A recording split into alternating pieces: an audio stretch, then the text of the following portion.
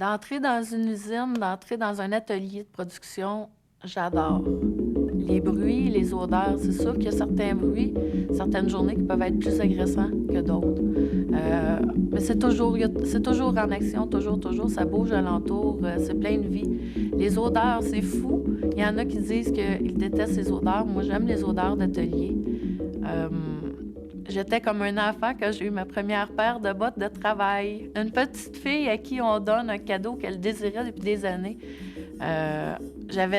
J'étais tellement fière d'avoir mes bottines de travail que j'en étais au point où j'avais envie, le soir même, j'étais pas à l'école du tout, ni en formation, j'avais envie de les mettre pour me promener avec dans la maison.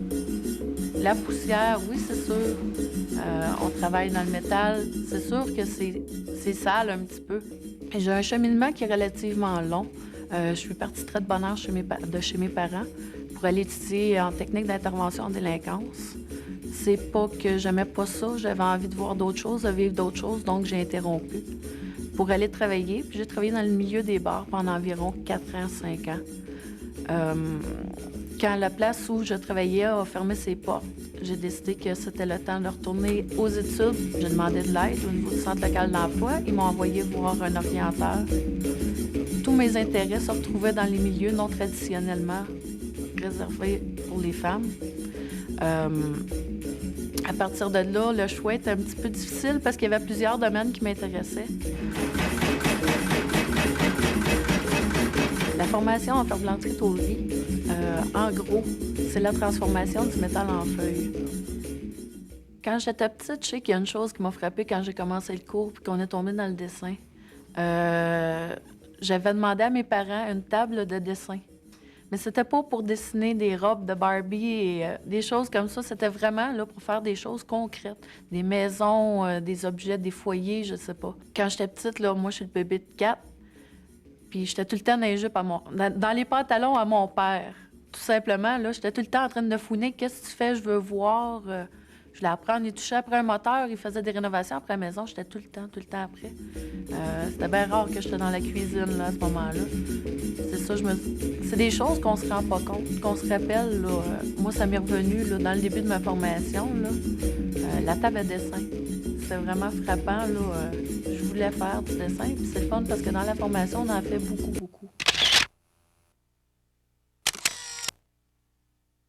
Nous faisons de la fabrication des panneaux en bois franc, en merisier, en chêne, quelquefois en bouleau. Et puis ça arrive de temps en temps qu'on va faire des essences là, comme du peuplier, mais ça, c'est très rare. Les qualités que ça prend pour être déligneur, ça prend... Il faut savoir... ça prend de la dextérité, OK? De la manipulation des doigts, ça, il faut que ça y va. Puis un peu... T'as de la vitesse aussi. T'sais, il faut quand même que tu saches où aller, puis il faut pas que tu attendes, bon, ben là, je vais faire quoi? Je vais faire ci, là. Fait, pour moi, c'est pareil comme si j'étais dans le bois. J'adore être dans le bois. Je suis une maniaque du bois. Alors, même les fins de semaine, je pars, je m'en vais dans le bois. Puis, je sais pas, même si le bois il est séché, on a quand même toujours, dans le chêne, il y a toujours quand même une odeur de bois. On a une odeur spéciale. Puis, pour moi, là, c'est le bois. Tant que je manipule du bois, tant que je touche à du bois, je suis bien, je suis heureuse. Mes premières semaines de travail, c'est dur un peu physiquement. Alors, puis vu que ça faisait pas longtemps que je travaillais là, dur comme ça du matin au soir, il y a bien des fois qu'à 7h, 7h30 dans le gros mag, c'était couché. Puis ça allait jusqu'au lendemain matin. Tout le monde dans mon entourage accepte que je fasse Moi, j'appelle ça des métiers, quelque chose de pas ordinaire, d'accord? Alors, c'est sûr, Angèle, Angèle, il n'y a pas de problème avec elle, elle fonce. Puis les enfants, mes enfants, ils m'encouragent. Hey, vas-y, maman, let's go, t'es capable, pas ouais. Puis c'est comme, il n'y a pas longtemps, j'ai rentré le livre dans l'usine. Mais du reculon, je ne l'ai jamais rentré. Ben, je dis, moi, je touche pas à ça. Hey, fait que mon fils était là. Ah ouais, maman, let's go, tu sais que t'es capable. Dans 5-10 ans, là, je me vois encore en train de travailler. Puis probablement, en tout cas, j'aimerais ça être dehors, travailler, mais à l'extérieur. Si je peux avoir mon métier à temps plein là, dans le mesurage, ça, c'est un de mes rêves là, que probablement qu'on va finir par accomplir. Même si il pleut, on met une soude de pluie, puis let's go, là, tu sais. C'est pas grave, ça. Alors, moi, le fait que je suis dehors, puis passer l'entrevue dehors, c'est super.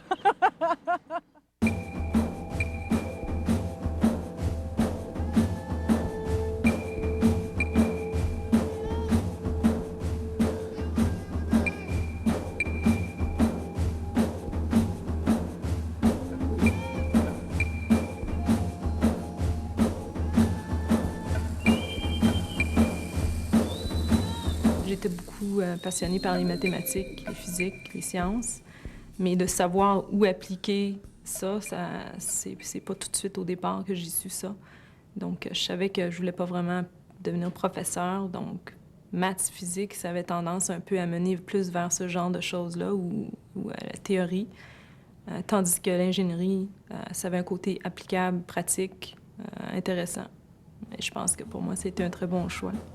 Ici, on a un héritage plutôt dans l'aérospatial, donc on fait beaucoup de composantes pour les satellites. On a fait les antennes de communication principale de la station spatiale aussi, une partie du deuxième bras canadien.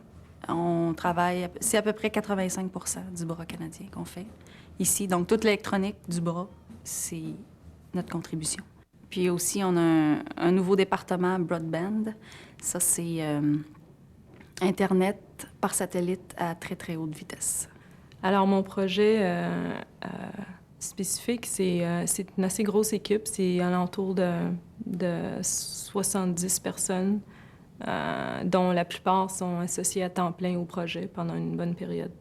Ça dure à peu près 2 ans et demi. Bien, moi, ce qui m'allume le matin, c'est le challenge d'avoir quelque chose devant moi à faire qui est évidemment faisable, mais qui a des challenges, donc qui est difficile à faire.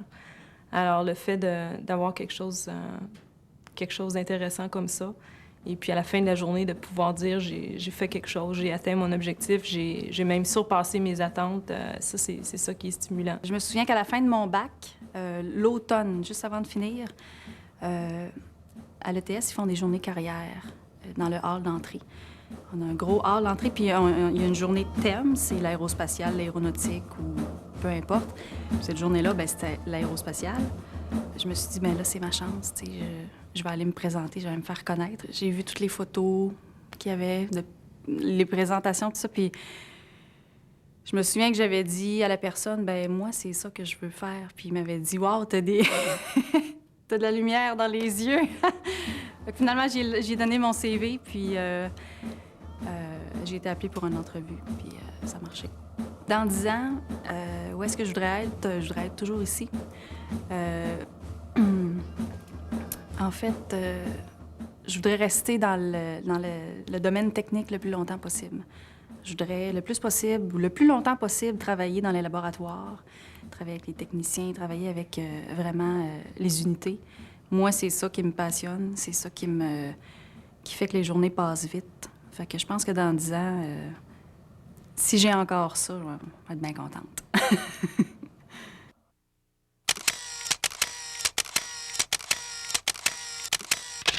On a toujours le stéréotype du vieux croque-mort, de l'embaumeur, de directeur de pompe funèbre, appelons-le comme on voudra, là. Un vieux monsieur en complet qui a un air sévère. Aujourd'hui, je pense qu'il faut voir ça aussi différemment. La femme apporte aussi peut-être une touche différente à tout ce métier-là. Les aspects les plus intéressants, enfin, en ce qui me concerne, c'est certain que j'ai choisi cet emploi-là parce que j'aime beaucoup le travail en laboratoire, tout ce qui est anatomie, tout ce qui est biologie, tout ce qui est le défi de chaque thanatopraxie. Parce qu'on sait qu'une thanatopraxie, c'est pas une formule magique. C'est pas un... En soi, c'est vraiment une analyse de cas à toutes les fois. Alors, ça change à tous les jours selon les pathologies dont le patient était atteint, selon la médication qu'il prenait. Alors, nous, on adapte notre traitement en conséquence de tout ça. C'est sûr que c'est un défi à chaque thanatopraxie, c'est toujours différent. Ça fait de la variété pour les gens qui aiment un peu avoir un travail pas trop routinier. Ça, c'est un aspect très intéressant. Il y a aussi l'aspect, en petite entreprise, de polyvalence, de changement, de variété. Alors ici, on peut travailler dans un bureau une journée, le lendemain, on travaille en laboratoire, le surlendemain, on est assigné à des funérailles, alors on sort à l'extérieur. On n'est pas toujours nécessairement à l'intérieur, dans un laboratoire fermé, tout seul avec les défunts. Le moment où je me serais sentie le plus sûre d'avoir choisi la bonne profession, je pense que ça, c'est comme une vocation, hein. Tu le sens au fond de toi. Je pense qu'on ne peut pas côtoyer la vie, la mort à la fois, et aussi souvent, tous les jours comme ça, sans changer de point de vue face à tout ça. On prend conscience que la vie, ça a un but. La vie, c'est fait pour grandir et la mort est là pour nous aider aussi. Il ne faut pas en avoir peur. Alors la mort, de toute façon, c'est un incontournable. Il s'agit d'apprendre à la comprendre tranquillement.